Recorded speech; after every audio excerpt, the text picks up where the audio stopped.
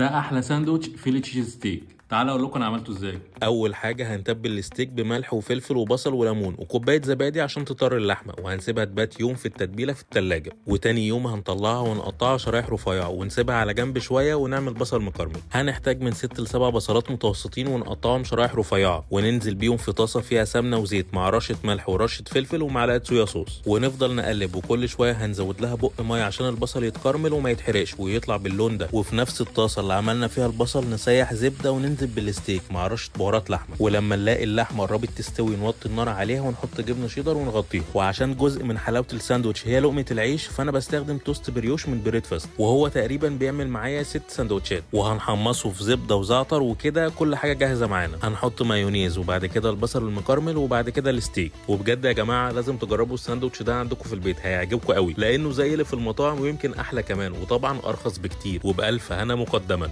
جامد جامد جامد.